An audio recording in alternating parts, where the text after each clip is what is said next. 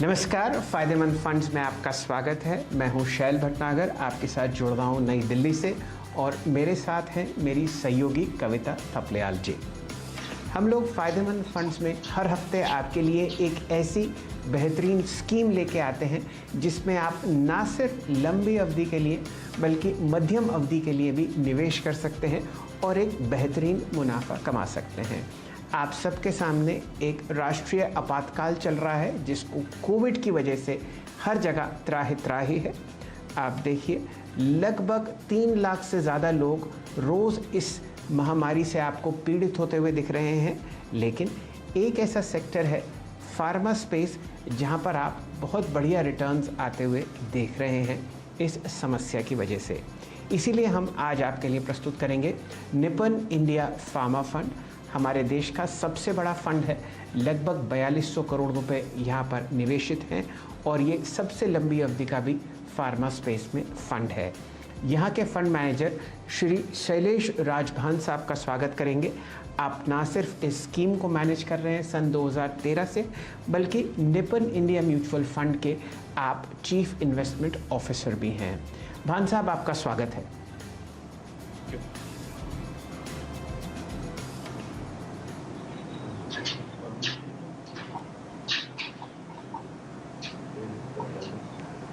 जी चलिए, तो भान साहब हमारे साथ जुड़ चुके हैं, लेकिन हमेशा की तरह जो हम लोगों ने 4 बहुत बेहतरीन पोर्टफोलियोज़ आपको बना के दिखाए हैं लंबी अवधि के लिए, उनमें से एक पोर्टफोलियो जो श्री नितेश पांडे साहब के लिए हम लोगों ने बनाया था, एक बार उस पर ध्यान डाल लेते हैं। कविता जी।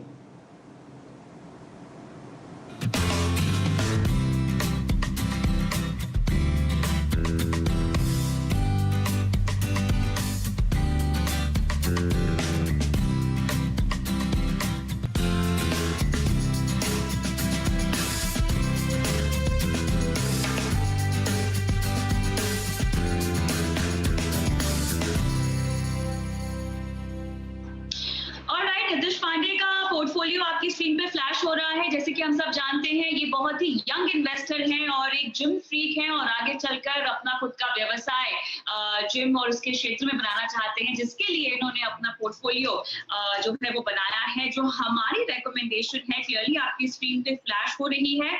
औसतन साल भर अगर हम देखें तो 25% के आसपास का रिटर्न इनको मिलता हुआ दिखाई दे रहा है।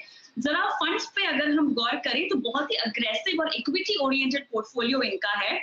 यूटीआई इक्विटी ग्रोथ है इनके पास और 1 साल के निवेश पर 33% का रिटर्न साफ तौर से आता हुआ दिखाई दे रहा है। एक्सिस ब्लू चिप है, 19% का रिटर्न यहाँ आता हुआ। एमओएसएल मिड कैप 30 फंड है जिसमें 25% का रिटर्न दिखाई दे रहा है। साथ ही एक्सिस लॉन्ग टर्म इक्विटी और इसमें 23% का रिटर्न इनको मिल रहा है। ओवरऑल अगर हम देखें तो शेल जी 25% से ज्यादा का रिटर्न इनके पोर्टफोलियो में।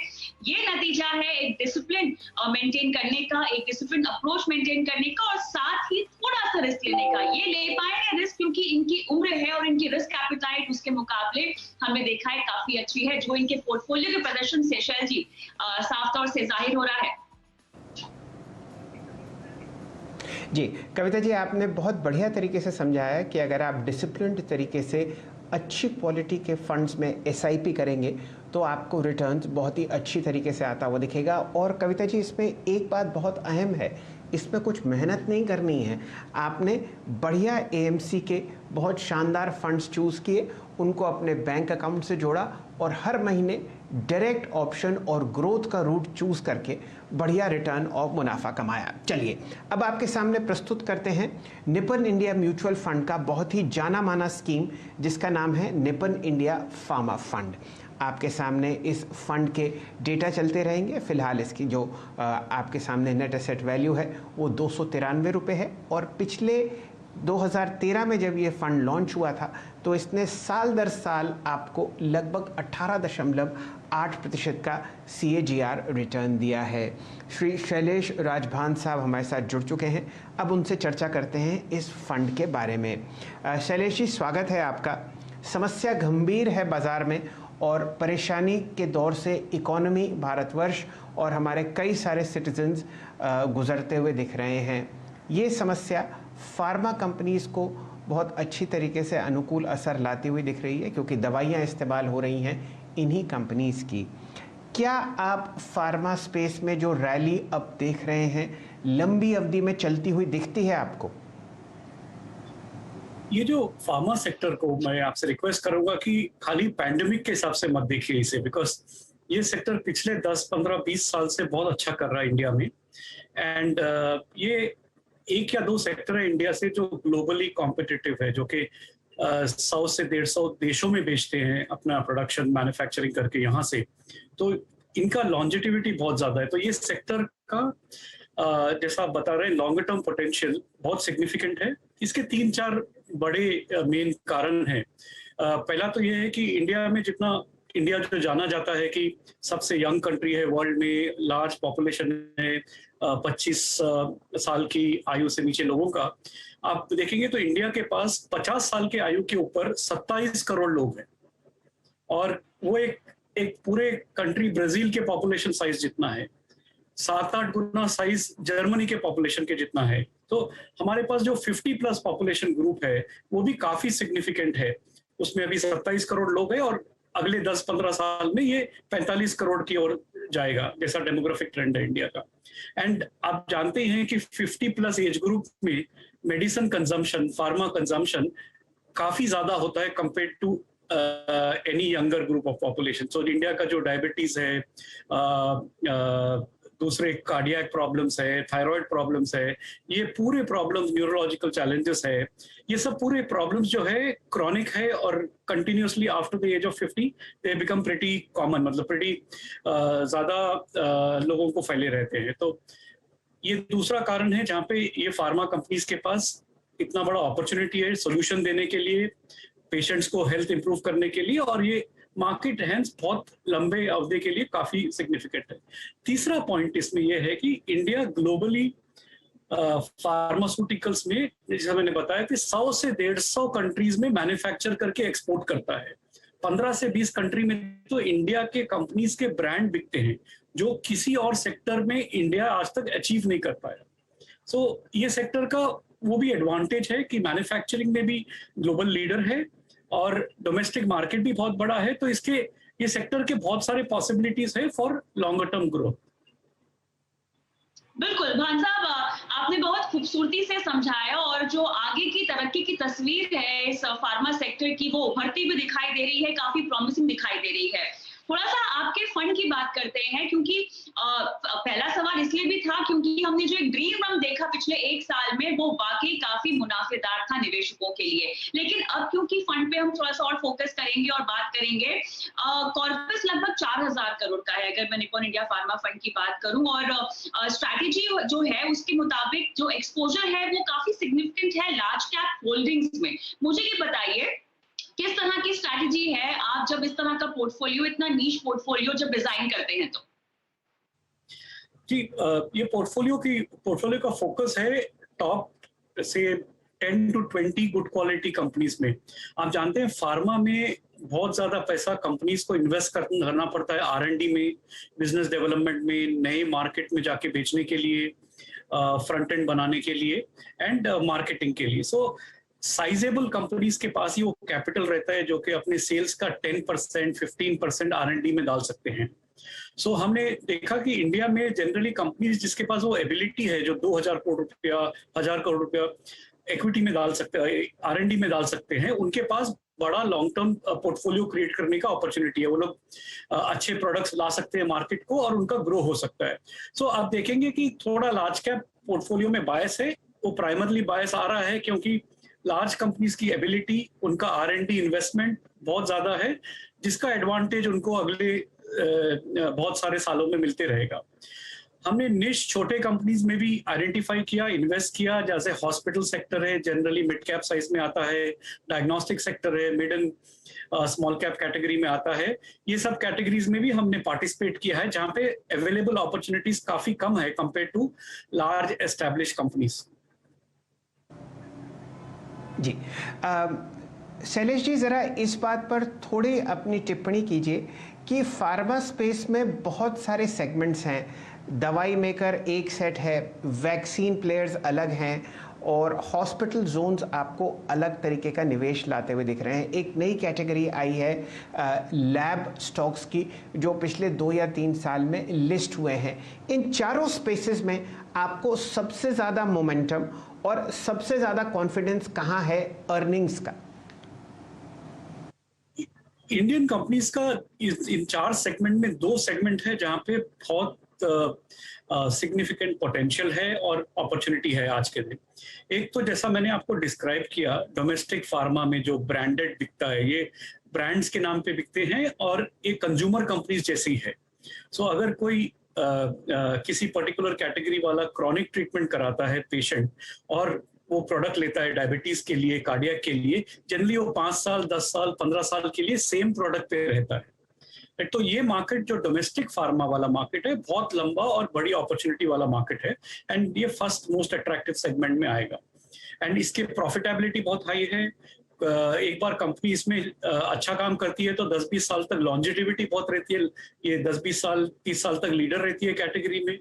और इसमें जैसा मैंने बताया कि नए पेशेंट पॉपुलेशन जो 27 करोड़ लोग हैं 50 साल के ऊपर, वो 45 करोड़ होने वाले हैं अगले 10-15 साल में। इंडिया का डेमोग्राफिक्स आप देखेंगे तो मार्केट भी बढ़ रहा है।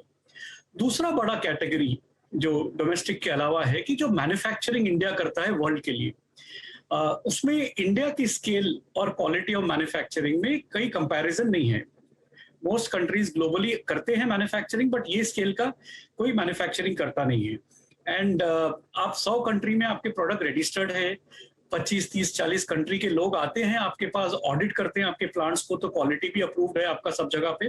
एंड वो स्केल ऑफ मैन्युफैक्चरिंग और जो कॉस्ट में आप उनको प्रोवाइड करते हैं, शायद ही कोई कंट्री कर पाया। तो ये एक ऐसा सेक्टर है जहाँ पे चाइना को भी आप बीट कर पाए हो इन टर्म्स ऑफ अच्छे कॉस्ट में right quality product globally supply करने में। सो ये 2 बड़े कैटेगरी है जहाँ पे अपॉर्चुनिटी सिग्निफिकेंट है। तीसरा सब सेगमेंट जो हॉस्पिटल्स और डायग्नोस्टिक्स का है, वो डोमेस्टिक सेम कैटेगरी में अप्लाई करता है, जहाँ पे डोमेस्टिक में जैसा मैंने बताया कि 50+ पॉपुलेशन एज ग्रुप बहुत बड़ा है और ग्रो कर रहा है, तो वो पॉपुलेशन ग्रुप के लिए सिमिलर डिमांड अपॉर्चुनिटी दिखता है। तो ये सब कैटेगरीज के लिए आपको अगले 5-10 साल के लिए मटेरियल अपॉर्चुनिटी है। तो भान साहब, अब तक आपने जो भूमिका बांधी है, जो बातें हमें अब तक समझाई है, उसके मुताबिक क्या अब ये कहना सही होगा कि अगर कोविड की स्थिति थोड़ी सी भी कंट्रोल में आ जाती है तो भी फार्मा में जो हम रन देख रहे हैं, जो ड्रीम रन चल रहा है, वो थमेगा नहीं? या आपको लगता है कि थोड़ी कूल डाउन होंगी कीमतें और जिसको निवेश करना है वो अभी ही तुरंत मौके पे चौका मार ले? क्या कहेंगे? आप ये सेक्टर को इस तरह से देखिए, ये सेक्टर पिछले 1-1.5 साल से अभी स्टॉक मार्केट में अच्छा कर रहा है। उसके पहले इसके 3 साल या 4 साल का कंसोलिडेशन था। इनफैक्ट सेक्टर का परफॉर्मेंस खराब था। पिछले 1-1.5 साल, 2 साल का परफॉर्मेंस आप निकाल देंगे तो। सो अगर आप 3-4 साल का इसका पूरा व्यू देखेंगे तो ये सेक्टर का भी return has been average. It is not been कि बहुत ज्यादा रिटर्न आ चुका है।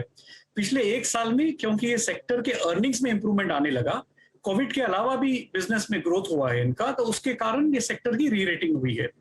अगर आप देखेंगे लॉन्जिटिविटी में 17-18 साल से हम ये इन्वेस्टमेंट कर रहे हैं ये प्रोडक्ट में, और लॉन्ग टर्म आप पॉसिबिलिटी भी देखेंगे तो भी, एंड जैसा मैंने बताया कि अगले 5-10 साल के लिए भी वो अपॉर्चुनिटी सिमिलर और अच्छी है। तो near term, short term changes से कोई मैटर नहीं करेगा। ये सेक्युलर सेक्टर है। दूसरे सेक्टर्स क्या होते हैं? साइक्लिकल होते हैं। ये सेक्युलर सेक्टर है, इसमें पॉसिबिलिटी ऑफ इन्वेस्टर के लिए लॉन्गर टर्म पार्टिसिपेट करने के लिए अच्छी रहती है, बिकॉज अंडरलाइंग पूरे फैक्टर, पॉपुलेशन मैंने बताया आपको, कॉस्ट ऑफ ट्रीटमेंट इंडिया में बताया आपको मैंने ग्लोबल अपॉर्चुनिटी बताया, तो ये सब अगर आप देखेंगे तो लॉन्जिटिविटी बहुत अच्छी है। सो ये सेक्टर खाली कोविड के लिए मत देखिए। Covid is very small part of the whole thing. I don't think कि कोविड के कारण ये सेक्टर में डिस्प्रोपोर्शनेट डिमांड आया है। नॉर्मल डिमांड इंप्रूवमेंट खुद आया है सेक्टर में, और डायरेक्शनली भी रहेगा गिवन इंडिया का जो कंस्ट्रक्ट है, जो पॉपुलेशन का कंस्ट्रक्ट है। अभी तो इंडिया में large health care infrastructure investments होने बाकी है, और ये सब पूरे will feed into growth for ये सेक्टर के लिए। अच्छा शैलेश जी, ज़रा चर्चा करते हैं आपके पोर्टफोलियो की। आपके सामने स्क्रीन पर आते ही दिखेंगे। यहाँ पर आपने लगभग 4200 करोड़ रुपए जो हैं वो निवेश किए हैं कुल मिला के 21 स्टॉक्स पर। तो कॉन्सेंट्रेटेड पोर्टफोलियो है, लेकिन पहले 11 स्टॉक्स पर अगर आप नज़र डालें तो ये भारतीय फार्मा कंपनीज़ हैं। इनमें हॉस्पिटल्स हैं, लैब स्टॉक्स हैं और बहुत जानी मानी मैन्युफैक्चरिंग कंपनीज़ हैं। ये बताइए, एमएनसी फार्मा से आपने ध्यान परे क्यों हटाया? क्या वहाँ पर आपको डीप वैल्यू नहीं दिखती? पिछले 21 साल से जो रुझान रहा है वो फ्रंटलाइन इंडियन कंपनीज पर रहा है। एक समय था कि एमएनसी फार्मा चहकती थी दलाल स्ट्रीट पर। MNC pharma primarily business domestic market में करते हैं और उनके बहुत पॉपुलर ब्रांड्स है एंड उनका ग्रोथ जनरली 10 से 12% कंपाउंडिंग रहता है। ये सेक्टर का आप देखेंगे 3 से 4 साल पहले मैं बता रहा था कि सेक्टर में थोड़ी डिफिकल्टी आई थी जहाँ पे यूएस में स्लो डाउन आया था। जब हमारा इन्वेस्टमेंट ये डोमेस्टिक मल्टीनेशनल फार्मा कंपनीज जो इंडियन मार्केट में प्रोडक्ट्स लाती है उनमें था, प्राइमरी एक्सपोजर उनमें था। जैसा उनके वैल्यूएशंस हाई होते गए हमने उनका वेट कम किया है। हमें लगता है कि वो कंपनीज का लॉन्जिटिविटी बहुत है, वो कंपनीज का प्रॉफिटेबिलिटी भी बहुत अच्छा है, बट आपको अपॉर्चुनिटी दूसरे एरिया में मिल रहा था जहाँ पे प्राइस करेक्शन ज्यादा हो चुके थे। ये सब में इंडियन फार्मा लीडर्स थे जो ग्लोबल स्केल की मैन्युफैक्चरिंग करते हैं, जो ग्लोबल कैपेबिलिटीज थे, उनका डिफिकल्ट टाइम चल रहा था और उसी के कारण उनके वैल्यूएशंस फेवर में आने के कारण ही हमने उनका एक्सपोजर बढ़ा दिया था, जिसका फंड को मटेरियल फायदा हुआ है। सो हम वैल्यूएशन ओरिएंटेड है, राइट वैल्यूएशंस पे हम मल्टीनेशनल फार्मा भी लेते हैं और डोमेस्टिक फार्मा भी और इंडियन फार्मा मैन्युफैक्चरर्स भी लेते हैं जिनका ग्लोबल कैपेबिलिटीज है और ग्लोबल प्रेजेंस है। पोर्टफोलियो लेवल पर अगर मुझे समझना हो तो फार्मा जैसे सेक्टर को पोर्टफोलियो में डाल के किस तरह की डाइवर्सिफिकेशन को आप ज्यादा अपॉर्चुनिटी देते हैं अपने पोर्टफोलियो में, और फार्मा के अलावा मौजूदा हालात में वो कौन कौन से ऐसे सेक्टर्स हैं जिनमें डाइवर्सिफाई किया जा सकता है? एक तो क्या है कि फार्मा सेक्टर का एडवांटेज ये है कि ये सेक्टर में थोड़ा डाइवर्सिफिकेशन आपको मिल जाता है। सो द डोमेस्टिक फार्मा जो मार्केट है, जो ब्रांडेड मार्केट है, वो कंज्यूमर मार्केट जैसा चलता है, उसकी अलग ही कंटिन्यूअस सेक्युलर ग्रोथ अपॉर्चुनिटी है। एक्सपोर्ट मार्केट है जिसमें कॉम्पिटिटिव इंटेंसिटी कभी हो जाती है, प्राइसिंग प्रेशर आ जाता है, उसके अलग इकोनॉमिक्स है। और डायग्नोस्टिक्स और हॉस्पिटल्स का भी डिमांड डोमेस्टिक मार्केट ओरिएंटेड है। सो फार्मा सेक्टर ऐसा यूनिक सेक्टर है जिसमें सब सेगमेंट है, जिसमें थोड़ा आपको diversification with in a single sector भी मिल जाता है, बिकॉज आप डोमेस्टिक मार्केट को एड्रेस कर रहे हैं, थोड़ा इंटरनेशनल मार्केट को एड्रेस कर रहे हैं। दूसरे सेक्टर में अब आप देखेंगे, दूसरे सेक्टर्स ये कोविड के एनवायरनमेंट में या करंट कंडीशंस में 2-3 सेक्टर है जो अगले 3-4 साल के लिए काफी अट्रैक्टिव लगते हैं। एक है आपका इन एडिशन टू फार्मा जो है आपको डोमेस्टिक डिमांड ड्रिवन सेक्टर्स, जो अभी तक पिछले 5-6-7 साल में इंडिया में स्लो डाउन था, वो अभी स्लो डाउन से इंडिया निकल रहा है। इंटरेस्ट रेट मॉडरेट है, जो कैपेसिटी क्रिएशन इंडिया में अभी तक नहीं हुआ है उसकी यूटिलाइजेशन इंप्रूव हो रही है एंड उसमें कैपेसिटी क्रिएशन का लंबा अपॉर्चुनिटी है। So capital goods as a space में जहाँ पे अभी डिमांड प्रिटी लो है, जिसमें हमें लगता है कि और द नेक्स्ट फ्यू इयर्स बड़ा पॉसिबिलिटी है और वो वैल्यूएशंस वहाँ पे ठीक ठाक है, अट्रैक्टिव है, रीजनेबल है। दूसरा सेक्टर है यूटिलिटीज। ये सब बहुत सारे सब सेगमेंट है, यूटिलिटीज है और high quality public sector businesses है जहाँ पे अभी valuation still out of favour है, जिसमें ग्रोथ आने के कारण अगले 3-4 साल में बड़ा पॉसिबिलिटी आ सकता है इन टर्म्स ऑफ रिटर्न्स। तीसरा सब कैटेगरी ये सब में इज लॉट ऑफ ये कोविड डैमेज सेक्टर्स है जो आज के दिन फेवर में नहीं है, जैसा होटल्स है जो आज के दिन फेवर में नहीं है क्योंकि कोविड का क्राइसिस चल रहा है, या मल्टीप्लेक्स बिजनेसेस है, या बहुत सारे सब सेगमेंट्स है जो कि डिपेंडेंट है ऑन कोविड रिकवरी, राइट। वो सब सेगमेंट्स के कारण, वो सब सेगमेंट्स में हमें लगता है कि अगले 6-12 महीने में जैसा ये इंप्रूवमेंट आएगा वहां पे उसका बड़ा रिटर्न आने का पॉसिबिलिटी है। सो ये 3-4 सब कैटेगरी है जहाँ पे आप डाइवर्सिफाई कर सकते हैं एंड पार्टिसिपेट कर सकते हैं। बिल्कुल। शैलेश जी, समय एक छोटी सी ब्रेक का, ब्रेक के बाद आपसे जुड़े रहेंगे और चर्चा करेंगे कि निपन इंडिया फार्मा फंड कितना प्रतिशत आपके पोर्टफोलियो का होना चाहिए। ये एक सेक्टोरल स्कीम है, हम लोग कोशिश करते हैं कि इक्विटी डाइवर्सिफाइड फंड्स में ही निवेश करें, लेकिन क्योंकि मूड और माहौल बहुत ही बुलिश है फार्मा स्पेस के लिए, इस पर भी हम चर्चा करेंगे, लेकिन थोड़ी ही देर के बाद जुड़े रहिए हमारे साथ।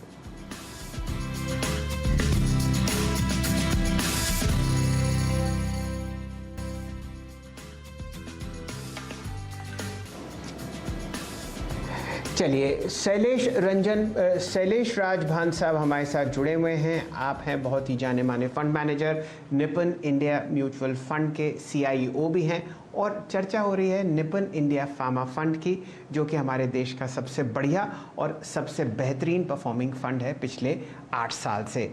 तो भान साहब, आपसे एक बहुत अहम प्रश्न, ये तो बात पक्की है कि निवेश आपको करना है फार्मा स्कीम में। अब ये बताइए, ओवरऑल पोर्टफोलियो का कितना हिस्सा होना चाहिए इस स्कीम को? जनरली सेक्टर फंड को हम एक्सपोजर ओवरऑल इक्विटी इन्वेस्टमेंट में किसी भी इन्वेस्टर का नॉर्मली सिंगल डिजिट एक्सपोजर रखना चाहिए, 10% या उससे कम, या कोई भी सेक्टर फंड में, क्योंकि ये फार्मा सेक्टर है, थोड़ा ज्यादा सेक्युलर है compare to other cyclical sectors. आपके पास वो रेंज में एक्सपोजर लॉन्ग टर्म के लिए रख सकते हैं।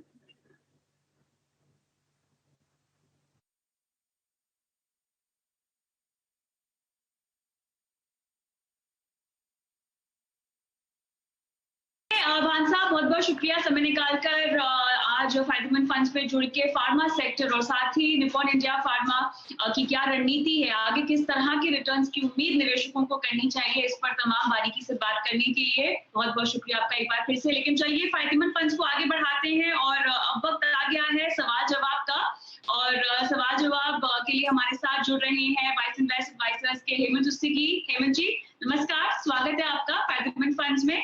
और चलिए शुरुआत करेंगे पहले सवाल के साथ, और यहाँ पहला सवाल हम जो लेंगे वो SMS के जरिए आ रहा है। क्या हमारे साथ फोन लाइन पे कॉलर हैं? ओके, तो यहाँ पर पहला सवाल फिलहाल मुझे आता हुआ नहीं दिखाई दे रहा। राजन काबरे का सवाल है और इन्हें अपनी निवेश रणनीति पर आपसे सलाह चाहिए। कुछ फंड्स इन्होंने अपने पोर्टफोलियो में शामिल किए हुए हैं। हेमंत जी क्या सलाह देंगे? देखिए कविता, यहाँ पे जो 4 फंड इन्होंने कहा है उसमें से 2 जो फंड है, जैसे आदित्य बिरला सेविंग्स फंड है और ICICI ultra short term fund जो है, वो दोनों के दोनों जो फंड है वो बेसिकली शॉर्ट टर्म पार्किंग के लिए है, वो लॉन्ग टर्म इन्वेस्टमेंट के लिए नहीं है, क्योंकि इनकी जो इन्वेस्टमेंट होती है वो डेट इंस्ट्रूमेंट्स में होती है और उनकी जो मैच्योरिटी है वो 3 से 6 महीने की होती है। ऐसे फंड्स इसलिए सही माने जाते हैं शॉर्ट टर्म के लिए, बहुत ही मतलब कम समय के लिए, क्योंकि जैसा मैंने कहा तो मैच्योरिटी 3 से 6 महीना है, दूसरा वॉलेटिलिटी थोड़ी कम होती है और सेफ्टी भी रहती है। तो जहां तक इनका अगर लॉन्ग टर्म का सवाल है तो ये मुझे लगता नहीं कि ये दोनों जो फंड्स हैं उस लॉन्ग टर्म इन्वेस्टमेंट के लिए सुटेबल है। हाँ, अगर इनका पर्पस ये है कि इनको एक इमरजेंसी फंड की तरह यूज करना है या ये पैसा उनको थोड़े समय के बाद चाहिए तो ठीक है, दोनों के दोनों फंड जो है अपने कैटेगरी के काफी अच्छे फंड्स हैं, तो ये प्योरली शॉर्ट टर्म के पॉइंट ऑफ व्यू से ये रख सकते हैं। इनके बाद एक और फंड है इनके पास, HDFC का हाउसिंग अपॉर्चुनिटी फंड। ये एक्चुअली फंड लॉन्च हुआ था कुछ साल पहले, क्योंकि जब सरकार ने कहा था कि हाउसिंग फॉर ऑल जो उन्होंने अपनी मुहिम चलाई थी, उसको लगा था कि वहां पे एक अपॉर्चुनिटी मिलेगी, उस हिसाब से एक क्लोज एंड डेट फंड हुआ था। अनफॉर्चुनेटली क्या हुआ कि उस तरीके से जैसे परफॉर्मेंस की एक्सपेक्टेशन थी वो नहीं थी। मुझे लगता है मेजॉरिटी ऑफ द टाइम, ये कुछ महीने पहले इसको ओपन एंडेड फंड किया गया है, तब तक बिलो पार ही इसकी NAV रही, और जब क्योंकि इसको अभी ओपन एंडेड फंड कर दिया है, हमने देखा कि क्योंकि हाउसिंग और जो अलाइड सेक्टर है उसके अंदर परफॉर्मेंस थोड़ी सुधरी है, तो अच्छी परफॉर्मेंस दिख रही है, शॉर्ट टर्म की परफॉर्मेंस शायद 1 साल की। लेकिन मेरा ये मानना है क्योंकि थीमेटिक फंड है और थीमेटिक फंड में हमेशा ये एक रिस्क रहता है कि कभी भी ऐसा पीरियड आएगा कि वो परफॉर्मेंस इतनी अच्छी नहीं हो। अगर आप एक छोटे इन्वेस्टर हैं, बहुत बड़ा पोर्टफोलियो नहीं है, तो मेरी सलाह ये रहेगी कि आप ऐसे फंड्स को आप अवॉइड करें, क्योंकि जैसा मैंने कहा ऐसा पीरियड हो सकता है कि जहां पे आपको उस तरह की जिस तरह का आपको रिटर्न चाहिए वो नहीं मिले। तो उससे बेहतर है कि अगर ये किसी लार्ज और मिड कैप फंड में जाएं, जैसे कोटक का जो इक्विटी अपॉर्चुनिटी फंड है वो एक काफी अच्छा फंड है इस कैटेगरी का, और कैनरा रोबेको का इमर्जिंग इक्विटी फंड, ये लार्ज और मिड कैप फंड है, ये मुझे लगता है एक बेहतर ऑप्शन है। इसके अलावा इनके पास एक SBI का मल्टी एसेट फंड है। देखिए वो इन्वेस्टर जो अपना पोर्टफोलियो बहुत ज्यादा मॉनिटर नहीं करते या उनको लगता है कि एसेट एलोकेशन करना मुश्किल है, उसको रीबैलेंस करना मुश्किल है, तो वहां पे एक मल्टी एसेट क्लास फंड जो है काफी अच्छा रहता है उन इन्वेस्टर्स के लिए। लेकिन अगर मैं इस कैटेगरी की बात करूं, इस पे पीयर ग्रुप की बात करूं, तो ये जो फंड है इससे बेहतर फंड इस कैटेगरी में है, जैसे बेहतर परफॉर्मिंग फंड्स हैं, लिहाजा जैसे भी स्क्रीन पे भी फ्लैश हो रहा है, ICICI Pru multi asset class fund और एक्सिस ट्रिपल एडवांटेज फंड जो है वो हेमंत जी की सलाह है, जो यहाँ पे हमारे दर्शक राजन घाबरे जो है वो इस पर अमल कर सकते हैं। बहुत बहुत शुक्रिया हेमंत जी समय निकाल कर आज सवालों का जवाब देने के लिए, और इसी के साथ मुझे और शैल जी को भी फायदेमंद फंड्स में आज इजाजत दें, लेकिन सोमवार और बुधवार को 4:30 बजे ऑनलाइन पेशकश लेके आते हैं जहाँ पे देते हैं आपके सवालों के जवाब, तो वहां हमसे जुड़ना ना भूलें। फिलहाल इजाजत दें, नमस्कार।